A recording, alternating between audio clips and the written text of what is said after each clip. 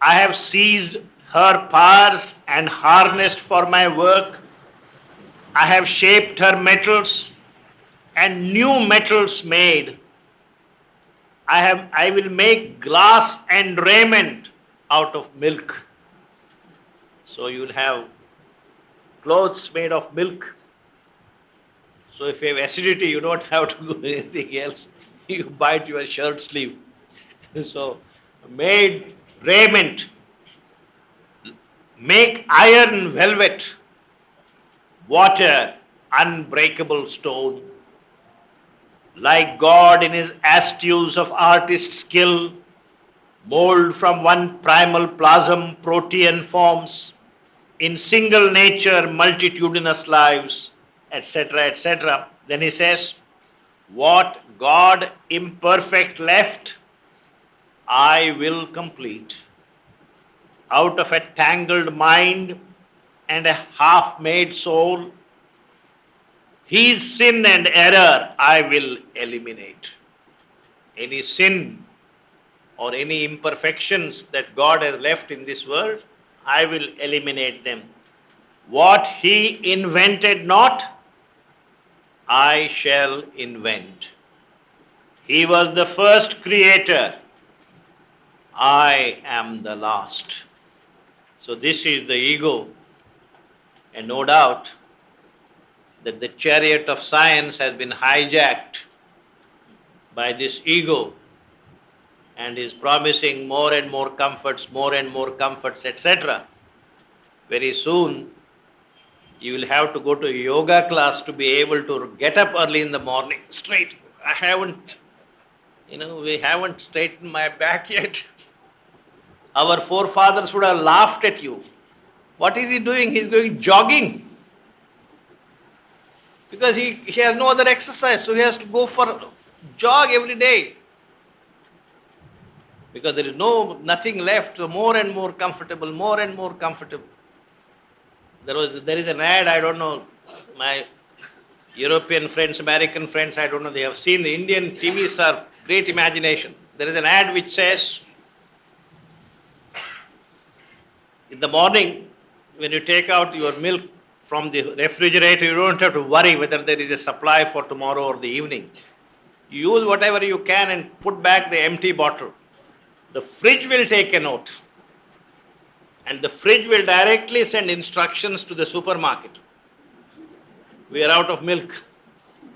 So when you come back from office in the evening and you open the fridge and find there is no milk, oh, how stupid of me. Suddenly you hear a doorbell. And there is a delivery boy from the nearest supermarket. Madam, your milk. So you don't have to do anything, everything will be done.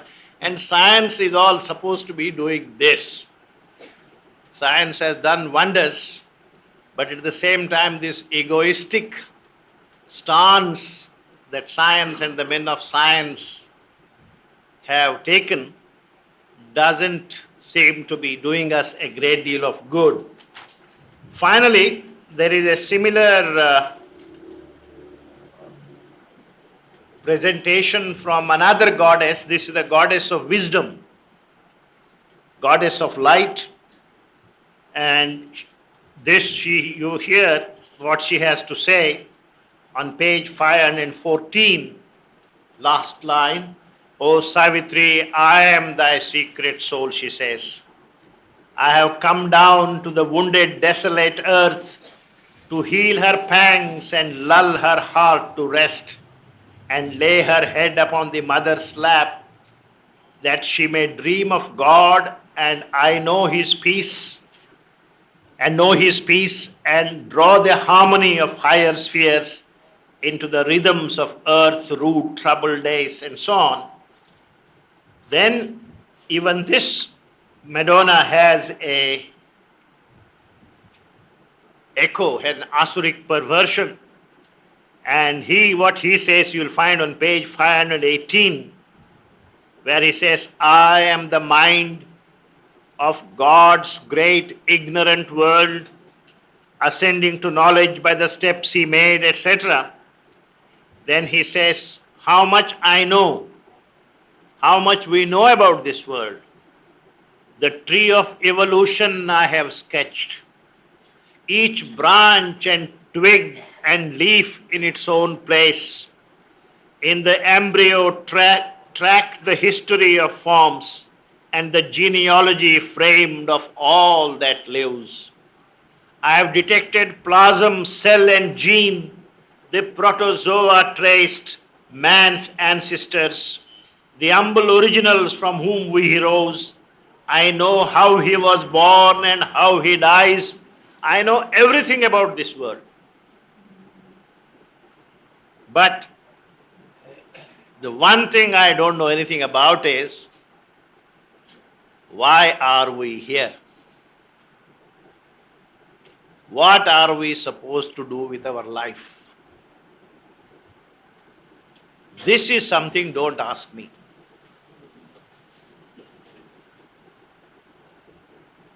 Has life a meaning? Don't ask me. This is not a philosophical question at all. It doesn't interest me. Don't ask me any of these things. So, I know everything. I know the distance of the sun between the moon and when the sun will get cool and when this will happen, that will happen, a meteoroid will come and strike the earth. All these things, I know everything about it. When water table will dry up, when Hyderabad will be a desert, etc., etc. I know all these things. But why are we here? I don't know. There are no certainties in life. And why do you need certainties anyway? Isn't life wonderful without any certainties? You just float. This is what the wisdom that we have accumulated over these years has led us. There was a time when life was very simple. Medieval days, everybody was confident that God is in his heaven and God has me in his mind all the time. He has nothing else to worry about, me all the time. So God in his heaven, everything was true. If I did the right, he will reward me. If I did something wrong, he will punish me. Life was simple, straightforward, everything went very right. Then suddenly came, there was no God, there was no heaven. Earth is not anymore the center of this universe. Earth is no more a speck of dust in the infinities of space. And you are not anymore special to God. You are just a worm crawling on this speck of dust in the infinities of space. And so, everybody, you are lucky we don't know all this wisdom. Ask our friends from the West. They are told they are just worms. And life has no meaning. They are just asking, what is life for? Why are we supposed to live our life? How are we supposed to live it? In India it is very easy. Why are we supposed to live your life? So that you can feed your wife and children and earn enough pension before you retire, so that you can build a house, and by the time the roof is put on the house, your innings is over. So you don't have time to ask, why have I lived? In the West, at the age of 18, all these things are guaranteed. You have your girlfriend, you have mortgaged house, you have your car, everything. Now what do I do with all this? Don't ask me.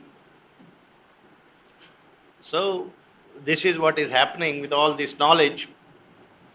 Even this knowledge has been hijacked. Now, one of the central things about Sri Aurobindo's philosophy is he has put purpose back into life. He says, no matter whether you are Bill Clinton or Lalu Yadav or just somebody very simple in somewhere, your life is as precious as anyone else's life to God. It has a meaning which is as precious, as central to God's purpose as anyone else's. So once again, he has put back our lives on track.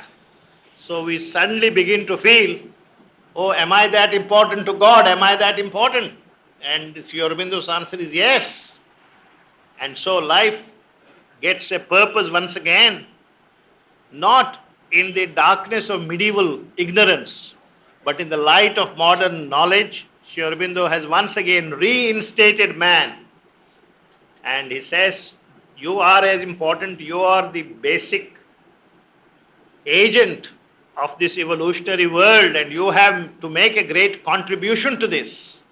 And all that is something very great. I mean, educated people find this great liberation as certainly a great purpose to their life given back to it, meaning to life given back to us. That's the great thing that Sri Aurobindo's philosophy and books have done. And so once again, there is this Madonna of wisdom, and the warped echo of that. And Savitri says to all these, Madonna of light, mother of joy and peace, thou art a portion of myself put forth to raise the spirit to its forgotten heights and wake the soul by touches of the heavens. Because thou art, the soul draws near to God. Because thou art, love grows in spite of hate, and knowledge walks unslain in the pit of night. But not by showering heaven's golden rain upon the intellect's hard and rocky soil can the tree of paradise flower on earthly ground. And the bird of paradise sit upon life's boughs, and the winds of paradise visit mortal air. You can't do much cultivation on the barren land called the mind and the human intellect. There are other places to cultivate, and that is the spirit, that is your soul. It is on that ground that you can grow this tree of paradise. All these can be possible on that ground and not on this intermediary plane called the mind and the intellect. Well, we now come to a very, very important canto, Canto 5. Those of you who have been attending these talks know by now by experience that the dining room is just 5 minutes walk from here. And I make sure that nobody gets late for the dining room. So although it is 11:05, I think we can go on for some time and leave in good time so that we can also be there on time. So no need to feel anxious on that count. This canto, Finding of the Soul, is a wonderful, very, very difficult, complex canto. It has 2-3 parts to it. This is the canto in my mind where Savitri finally crosses the boundaries of the overmind and gets into the supramental consciousness, and the supermind descends into her. This is what is described here. Because the 4th canto, where we met these 3 Madonnas, they're already overmental goddesses. So she's already there, and she is now, Savitri is now about to transcend the boundaries of the overmind. Now, before she does that, she goes through a tremendous experience which is known by the general term, the dark night of the soul. You will come across this phrase in the writings of Christian mystics. Buddhists also talk about the dark night of the soul. They call it Shunya Marg. And there are also similar things in the Advaitic sadhana. Now, this is an experience where you are emptying yourself of everything completely. You become completely a void, completely blank. That's because it's like, you are taking the instrument that you are so close to God that the signals that come from that source swamp the equipment. The equipment cannot receive it anymore. You see, you are used to receiving this from a distance, you are all right. But if you are taking it so close to God, the signals that come are so overwhelming that the instrument doesn't function anymore. All the certainties you are used to, etc., don't certain anymore. This is a dark night of the soul. There is also a dark night of the body. Mother talks about it in several places in agenda. When her body refused to accept any of the normal laws of functioning of the body known to doctors. All the doctors can say is, this is heart failure, this is kidney failure, this is that, this is the other thing. But actually what was happening was she was leaving an old system of functioning of the body and getting into the new. And this transition, there are no doctors for this transitional, there is no medicine for this transitional period. Exactly the same way as it can happen mentally or spiritually, it can also happen physically. And this is what is described here. Savitri is going to this region. And is she approaching it? It's very beautifully described here. As I said, this is the, dark night of the divine. There is also this beautiful book called The Cloud of Unknowing, where you have a description of your experience. You simply, completely feel devoid of everything. You don't seem to be able to pray. You don't seem to be able to have your usual relationship with God. Everything is lost, and you don't know where you are. It's that kind. It's an intense phase of suffering and pain, because before you can be ready for the new, the old has to be given up.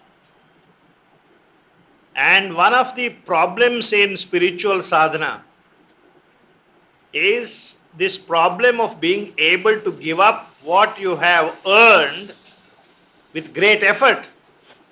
Now, if you are not capable of giving up, you become little frozen saints at various points. If you go to any spiritual institution, you will find these frozen saints. One is frozen at 5 kilometers, another is frozen at 6 kilometers, another is frozen at 7 kilometers. They are all there. True, they have made this journey, but they are frozen at some point. Why have they frozen at some point? They refuse to empty themselves of what has been given to them, so that the God says, look, my basket is full, I want to give him, but there is no space. And he is not emptying what I gave him last time. That was good for that phase of his growth. Now he needs something else, but there is no place. It is that kind of an experience. This dark night of the soul is that kind of an experience. It can come at any level. And after the dark night of the soul, generally, once you have gone through this stage successfully, you have a certain spiritualization of your being.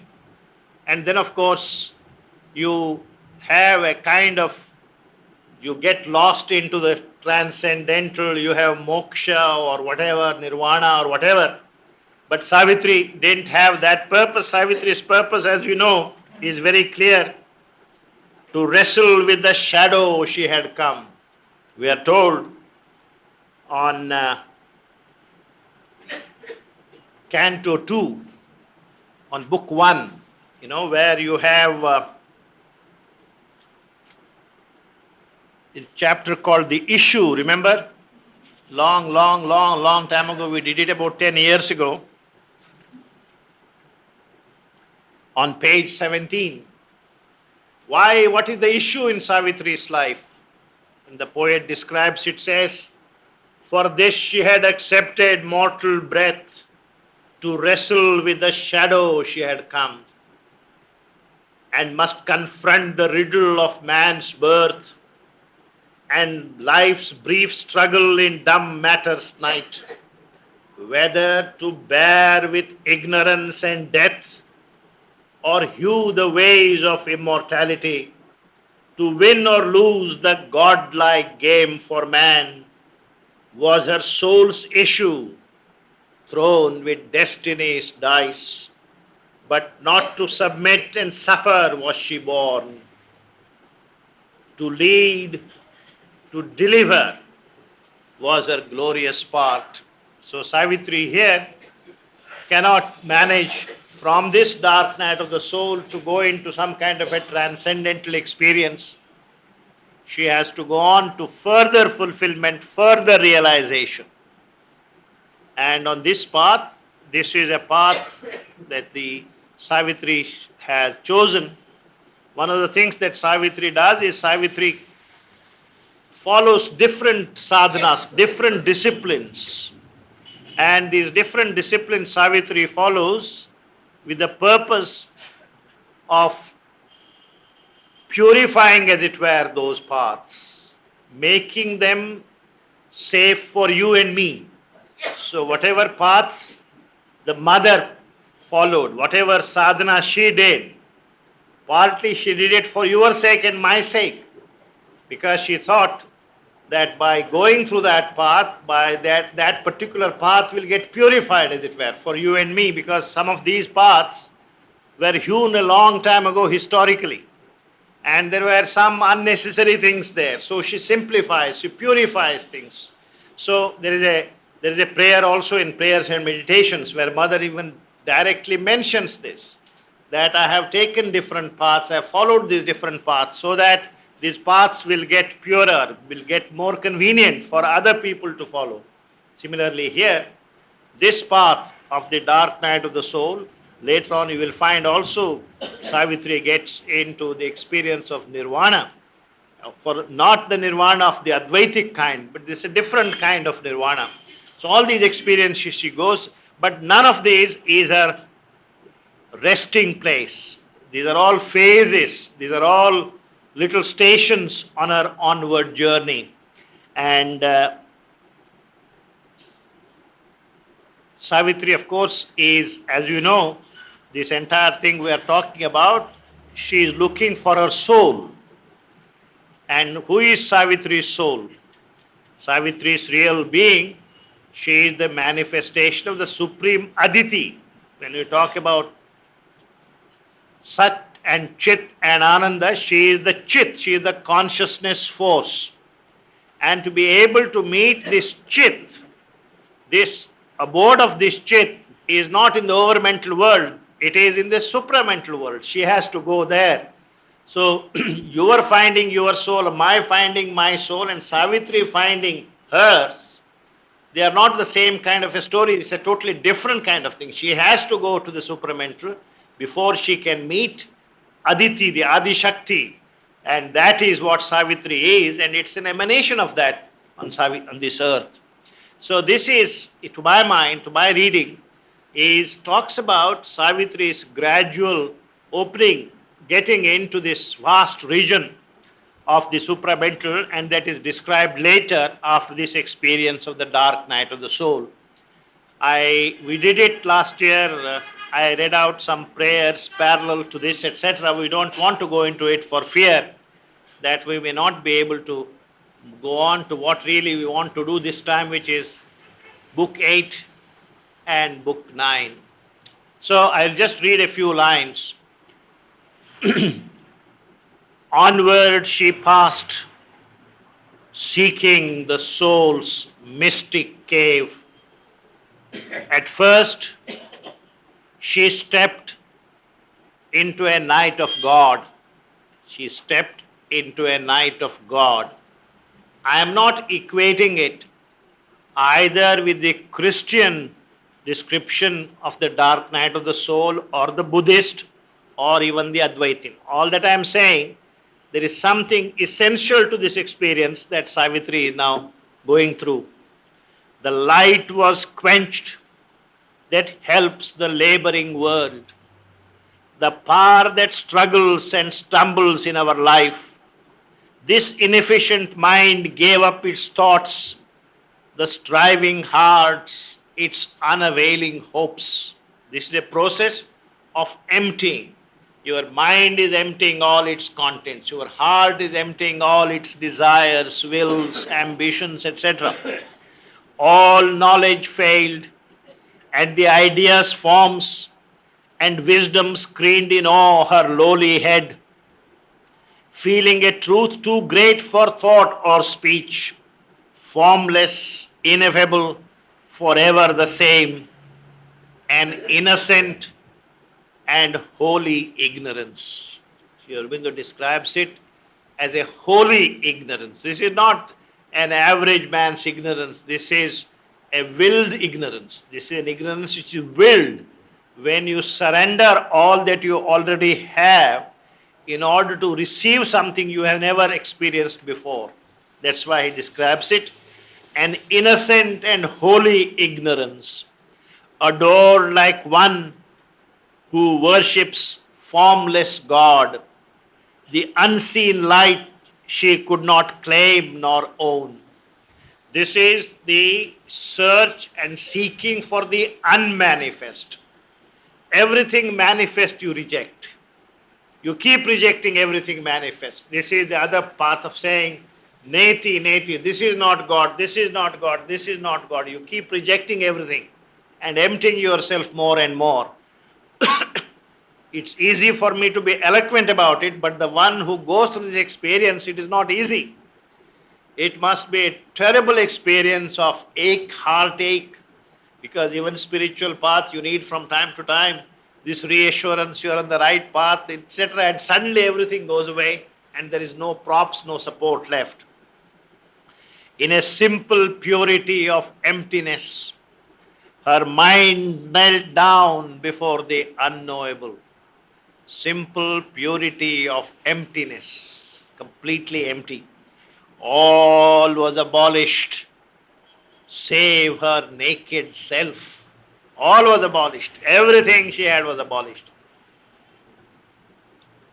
See, when the mother came here and met Sri Aurobindo for the first time, remember, after meeting Sri Aurobindo, she went back to her room, and in that diary that day she said, "He whom I saw, as long as he is on earth, no darkness can prevail." God's path or something, she said. That was an assurance for her that this time God is going to triumph. Later on, somebody asked Sri Aurobindo, what did you feel when you first saw the mother? She said, I had never realized a human being or is ever capable of such complete surrender, complete emptying. You know surrender? It's easy, isn't it? We are all surrendered to God. I always tell people, Sarva dharman parityajya mam ekam sharanam vraja. It comes in the 18th chapter of the Gita. Gita has 18 chapters in all. So, this is the 18th chapter and the verse number 66. Almost the concluding verse. In other words, if you can really do this, you have succeeded in the sadhana prescribed in the Gita. So it's not the first step. It may be the first step. It is also the last siddhi. And so here you will find Savitri offering herself, surrendering everything she had. And the mother, when she came from Japan, she was not a novice. She was not just a senior sadhika here doing postgraduate work. She had her own glories she had earned.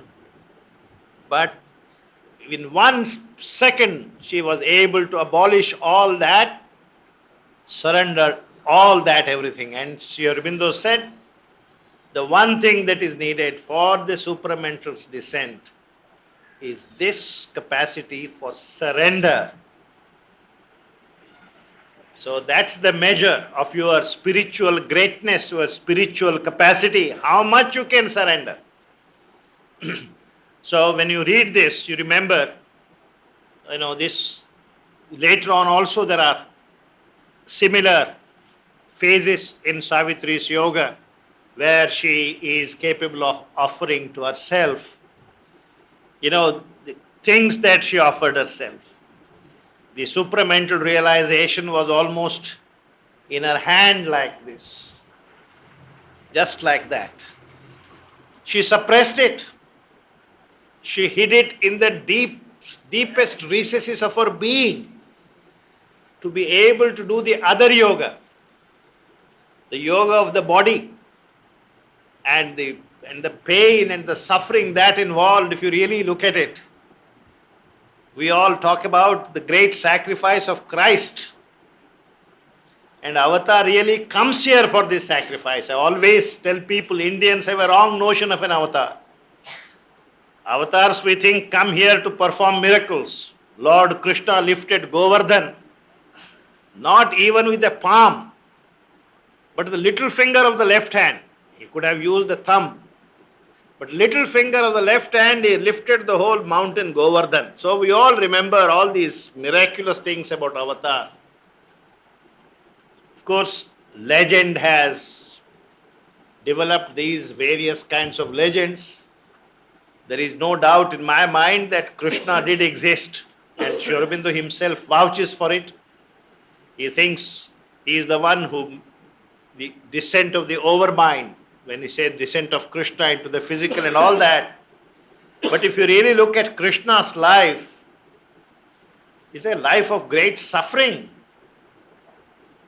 You know, in the Gujarat, there is a place called Dakor. Many Gujarati friends are here, where there is a temple, Lord Krishna, called Ranchodrai. He is called Ranchodrai. Some of my Andhra friends had gone there. They never hurried, they never associate Krishna with this Ranchod. Ranchod is somebody who ran away from the battlefield. Krishna had to do that. Krishna was humiliated. Krishna was regarded as a first-rate rascal by many of his compatriots at that time. You will see, for even an avatar, Rama, Rama came from Pushpak Viman from Sri Lanka. He came down, that's what we remember. Even better service than Air India or Indian Airlines or whatever. But if you really are given a choice, are you willing to live the life of Rama? No, because it's a life of constant struggle and suffering. Just imagine the young boy of 14, you have just come back from your training and you look forward to good food prepared at home by Kaushalya and this, that and the other. Comes this Vishwamitra and says, out with me to the forest. And forest is not picnic, it's not Shamadan. In those days you had to fight with these people. And that done, he got a bonus, he got Sita in the bargain. He didn't know that. He comes back and now willing to settle down as the heir apparent. He was going to be crowned as Yuvraj, and suddenly this Kaikeyi episode comes and he has to go to the forest for 14 years. And those forests were not like travelers' bungalows these days you have. They were real forests, and be there for 14 years. At the end of the 14 years, when you come back from a hunting expedition, you will find your life is lost. Sita is gone. All these, she was Ravan, all these troubles, Ravan is killed and Sita is brought. And then, when she was carrying love and kush in her womb, she had to be driven out of the palace. And from that day, Ram never slept on a bed. He always slept on the bare floor. We don't remember any of these things. We only remember the magic. The avatar comes for these things. In the Western mind, since the historical avatar Christ is fresh in their mind, they know this. We don't know this. We only expect them to perform miracles one after the other. How many miracles this avatar performed? How many avatars that are performed? This is the question we keep asking. But this is the struggle, all this. Sri Aurobindo has not said it openly outside. He referred to it in his letters. He has also referred to it in his poetry. In Savitri, again, it comes back, particularly when he goes down into the worlds of falsehood and darkness and does all the work there. There is a description of all this. And the same is true of Savitri. Whether it is Savitri here or Savitri there on the other side of the road, this is a great struggle, great tapasya for mankind. And here too, as you see, her capacity to tremendously offer herself, that is the model that I think Sri Aurobindo had when she was describing all this. Herself was nothing, God alone was all. Yet God she knew not, but only knew He was. A sacred darkness brooded now within. The world was a deep darkness, great and nude. This void held more than all the teeming worlds. This blank felt more than all the time has borne. This dark knew dumbly, immensely the unknown. But all was formless, voiceless, infinite, as might a shadow walk in a shadowy scene, etc. This description ends on line 7 on page 523. In endless time, her soul reached a wide end. The spaceless vast became her spirit's place. Then, suddenly, a new realization, a new horizon breaks up. At last, a change approached. The emptiness broke. A wave rippled within. The world had stirred. Once more, her inner self became her space. There was felt a blissful nearness to the goal. Heaven leaned low to kiss the sacred hill. The air trembled with passion and delight. A rose of splendor on a tree of dreams. A rose of splendor on a tree of dreams. The face of dawn out of moon twilight grew. Tomorrow we'll see what this face of splendor is, what is this new realization that Savitri had. And I hope also to do 2 more cantos so that at least day after tomorrow we'll be ready for book 8. Thank you.